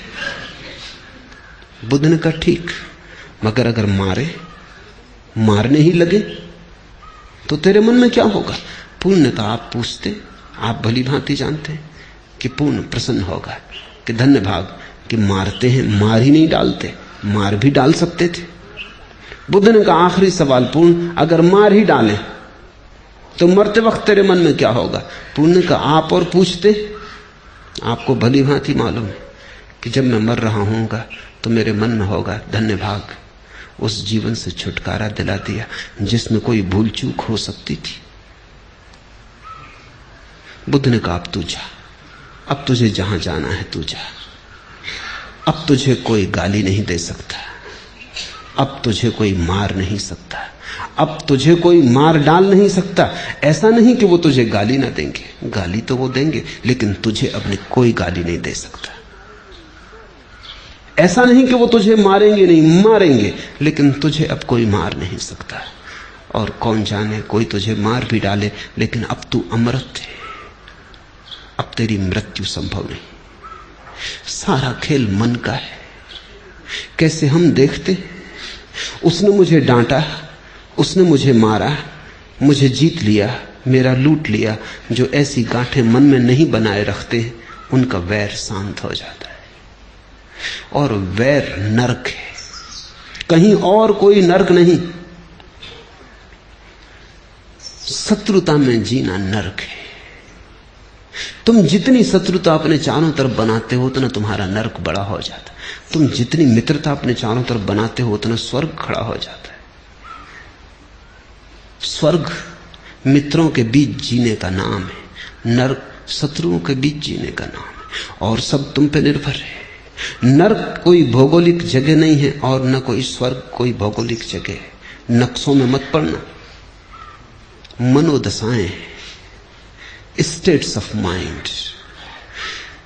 जब तुम सारे जगत को मित्र की तरह देखते हो, ऐसा नहीं कि सारा जगत मित्र हो जाएगा, इस भूल में मत पड़ना। लेकिन तुम जब सारे जगत को मित्र की भांति देखते हो, तुम्हारे लिए जगत मित्र हो गया, तुम्हारे शत्रु समाप्त हो गए। और अगर कोई तुम्हारी शत्रुता करेगा तो वो शत्रुता उसके मन में होगी, वो उसकी पीड़ा पाएगा, लेकिन तुम्हें कोई पीड़ा नहीं दे सकता। इस संसार में वैर से वैर कभी शांत नहीं होता, अवैर से ही वैर शांत होता है। यही सनातन धर्म है, यही नियम है। नहीं वैरेन वैरानी समंतीद कुदाचनम, अवैरेन चा समंती एस धम्मो सनातनो। यही सनातन धर्म है। शत्रुता से शत्रुता समाप्त नहीं होती, क्रोध से क्रोध समाप्त नहीं होता, वैर से वैर नहीं मिटता। और जितना वैर बढ़ता जाता है उतना तुम अपने चारों तरफ अपने हाथों नरक निर्मित करते चले जाते हो। ये जगत तुम्हारी कृति है, तुम चारों तरफ अपना परिवेश बनाते हो। ये बात तुम्हें दिखाई पड़ जाए, ये इशारा तुम्हें समझ आ जाए, तो तुम्हें फिर कोई दुख नहीं दे सकता। तुम्हारा स्वभाव तब सुख हो जाएगा। फैलाओ मैत्री। महावीर ने कहा है मित्ती में सब भूएसु वैरम मज्ज न के नहीं। मेरी मित्रता सबसे है, सारे विश्व से, सब भूतों से, सब भूएस, और वैर मेरा किसी से भी नहीं।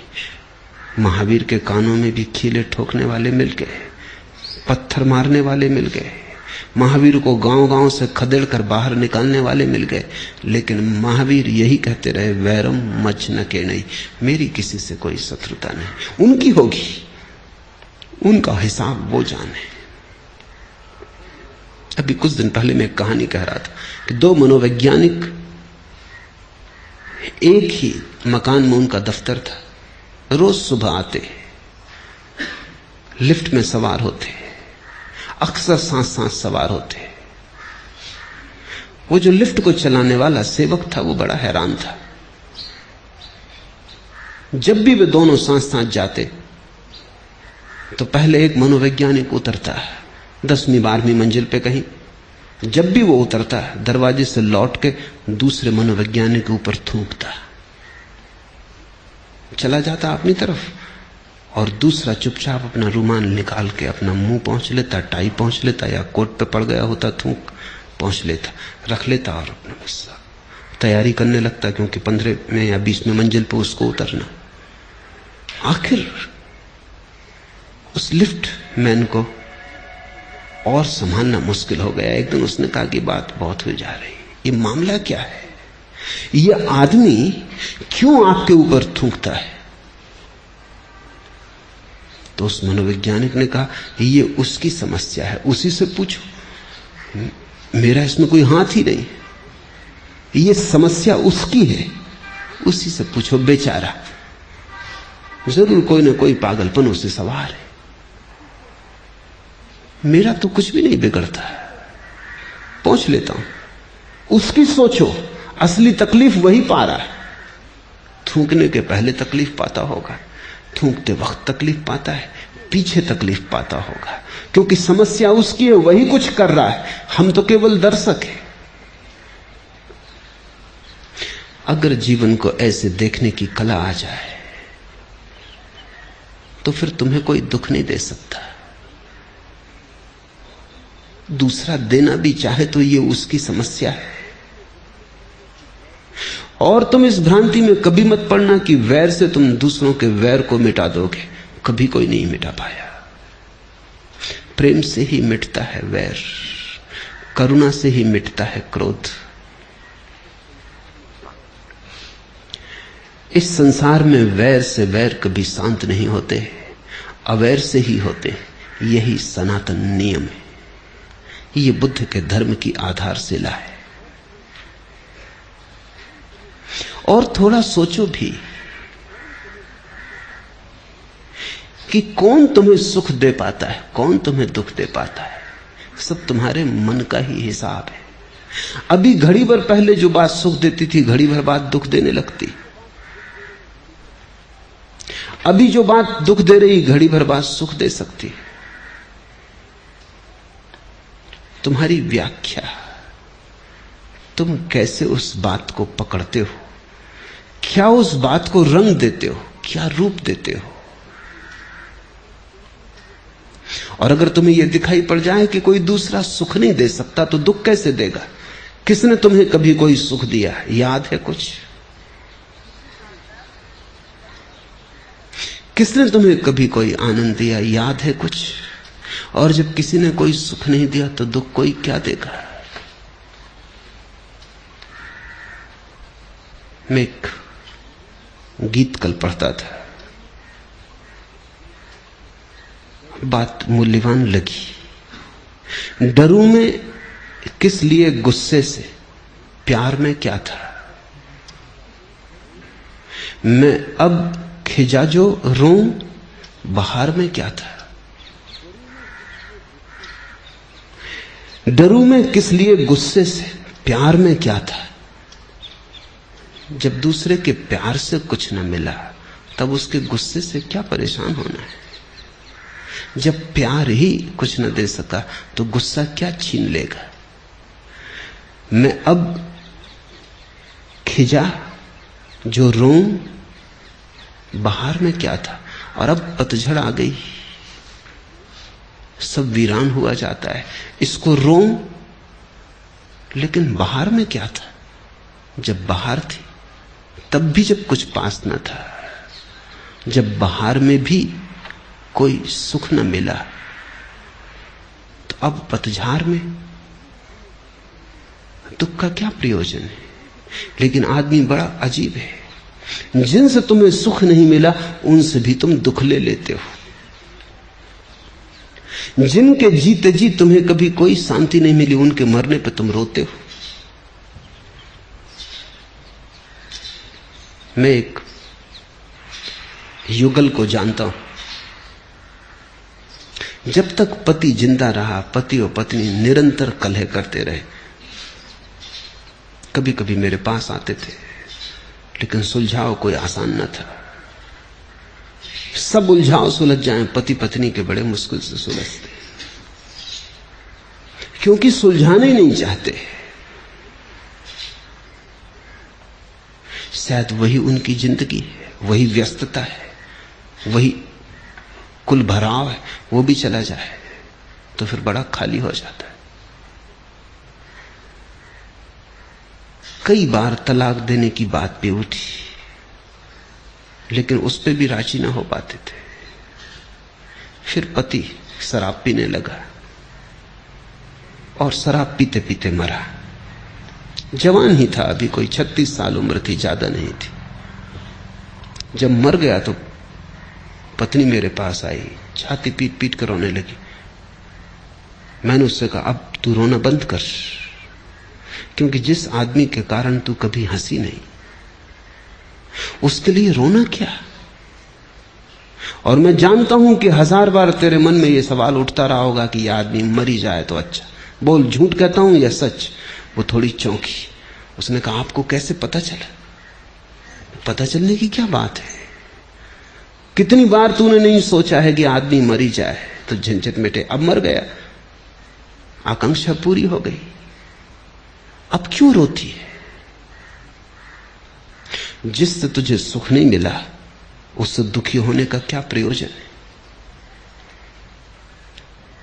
लेकिन यही बड़े मजे की बात है, सुख लेने में तो तुम बड़े कंजूस, दुख लेने में तुम बड़े कुशल।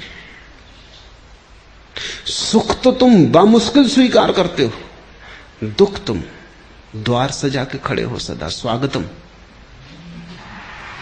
हाथ फैलाए खड़े हो सदा।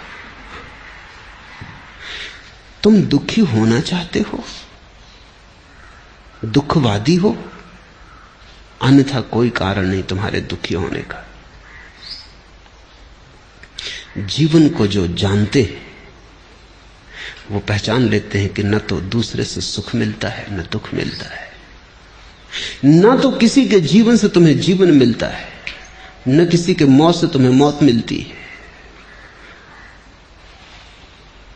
डरूं मैं किस लिए गुस्से से, प्यार में क्या था? मैं अब खिजा जो रहूं, बाहर में क्या था? और जब तुम्हें दोनों बातें साफ दिखाई पड़ जाती तब जैसे एक उद्घाटन हो जाता है भीतर, एक बिजली कौन जाती कि ये मैं ही हूं, अपनी ही शक्ल देखता हूं, दूसरे तो केवल दर्पण है, अपने ही प्रतिबिंब, अपनी ही प्रतिध्वनि, अपनी ही परछाई पकड़ता हूं, दूसरे तो केवल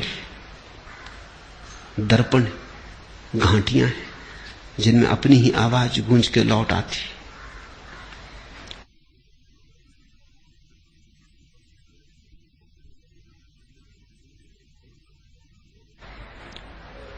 इसे बुद्ध एस धम्मो सनातनो कहते हैं। यही धर्म का सनातन सूत्र है। न परमात्मा, न मोक्ष, न वेद, न आत्मा, कोई भी धर्म के मूल आधार नहीं है।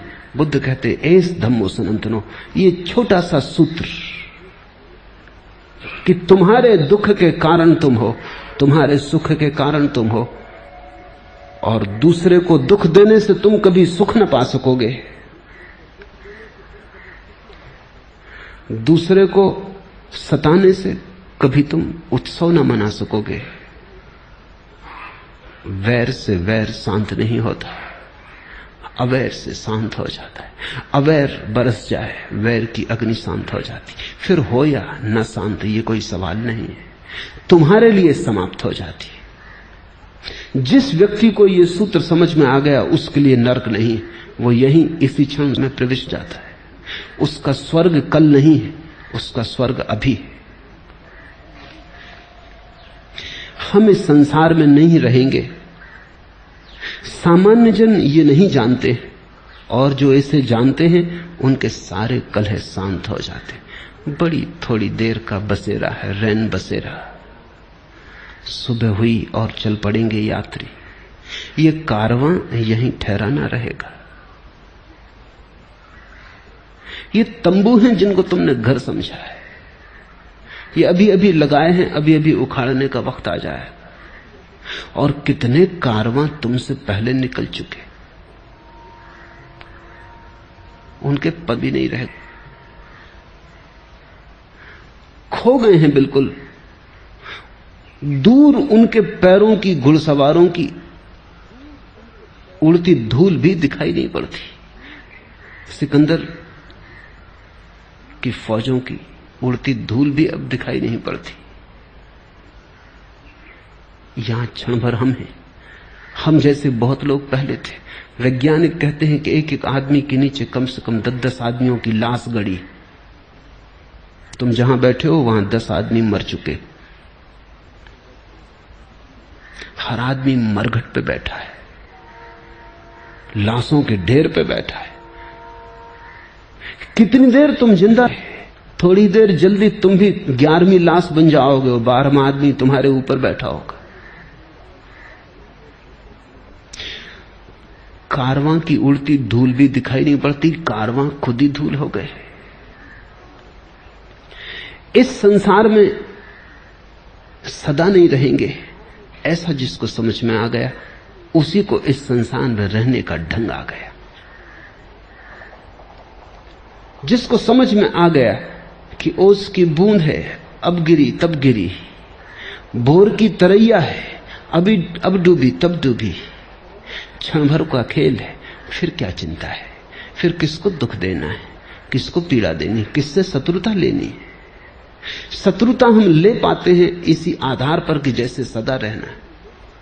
तुम थोड़ा सोचो, अगर इसी वक्त खबर आ जाए कि आज सांझ तुम्हारी मौत हो जाएगी, पक्की खबर आ जाए, क्या तुम नहीं अपने दुश्मनों से क्षमा मांग आओगे?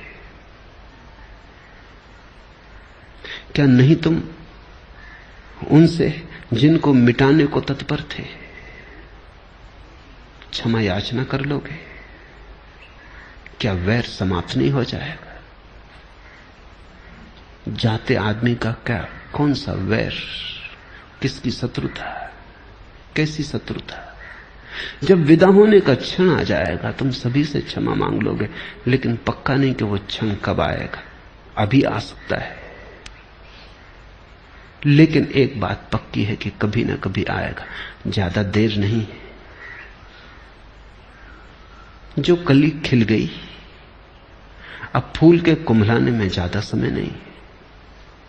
सुबह हो गई, सूरज चढ़ आया, सांझ को कितनी देर है, प्रतिपल सांझ हुई जाती, सुबह के साथ ही सांझ हो गई। जिसको ऐसा दिखाई पड़ जाता है वो फिर इस जगत में वैर के बीज नहीं बोता, फिर वो कल्याण मित्र हो जाता है,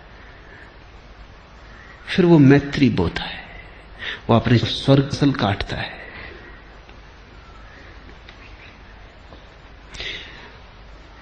हम इस संसार में नहीं रहेंगे, सामान्य जन ये नहीं जानते, ऐसे जीते हैं जैसे सदा यहां रहना है, उसी से सारी भूल हो जाती है। और जो इसे जानते हैं उनके सारे कलह शांत हो जाते हैं। क्षण भंगुर है जीवन, आंख झपी, क्षण भर का सपना है जीवन। इस पर बहुत भरोसा मत कर लेना। इस पर तुमने जितना ज्यादा भरोसा किया उतने ही भटक जाओगे। इसमें सो मत जाना, जागे रहना, नींद स्वाभाविक लगती है क्योंकि नींद सनातन की आदत हो गई है। जागना कठिन मालूम पड़ता है क्योंकि कभी जागे नहीं। लेकिन एक बार तुम जाग जाओगे तो ये जीवन तो क्षणभंगुर हो जाएगा, महाजीवन के द्वार खुलेंगे। एक बार तुम जाग के देख लोगे तो तुम हंसोगे, क्या सपने देखते थे, जबकि सत्य के खजाने उपलब्ध थे। लेकिन बुद्ध उन खजानों के संबंध में कुछ भी नहीं कहते। वो कहते हैं डर है। खजाने की बात भी तुम सुन लेते हो सपने में तो तुम उसका भी सपना बना लेते हो और नींद तुम अपनी गहरी कर लेते हो। इसलिए बुद्ध कहते हैं उस संबंध में कुछ भी ना कहेंगे। इसलिए बुद्ध निषेधात्मक है, निगेटिव है। उनका धर्म नकार का है। वो ब्रह्म की बात नहीं करते क्योंकि वो तो उसकी बात हो जाएगी जो खुली आंख से दिखाई पड़ता है। वो मोक्ष की बात नहीं करते क्योंकि तुमसे क्या मोक्ष की बात करनी, तुम इतनी गहरी नींद में पड़े हो। तुमने संसार की ऐसी शराब पी ली कि तुमसे क्या मोक्ष की बात करनी। शराब के नशे में तुम मोक्ष को सुनोगे भी तो भी कुछ और समझोगे, अनर्थ हो जाएगा। वो कहते हैं इतना ही समझो कि तुम नाली में पड़े हो, बेहोश पड़े हो, जागो। बुद्ध मेटाफिजिक्स, दर्शन शास्त्र की बात नहीं करते, वो सिर्फ तुम्हारी बीमारी की बात करते हैं। और निदान उनका दुरुस्त 100% सही है। इस निदान पर सोचना। बुद्ध का धर्म भरोसे का धर्म नहीं, गहन सोच विचार, चिंतन मनन, और उसी चिंतन मनन और सोच विचार से उठे हुए ध्यान का धर्म है। परमात्मा, आत्मा, मोक्ष, ये शब्द बुद्ध के लिए पराये। बुद्ध तो तुम्हारे मन का खंड खंड करेंगे क्योंकि तुम्हारा मन ही एकमात्र सवाल है। जो उपनिषदों ने कहा है, वेदों ने कहा है, कुरान ने कहा है, बाइबल ने कहा है, लेकिन बुद्ध उसको कहते नहीं। इस बात को स्मरण रखना, जो पाना है वो पाकर ही जाना जाएगा।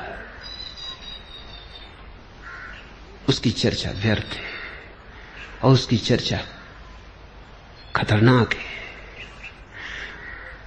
ज़ैन फकीर हैं जापान में, बुद्ध को प्रेम करते हैं, सुबह सांझ पूजा करते हैं, लेकिन वे कहते हैं अगर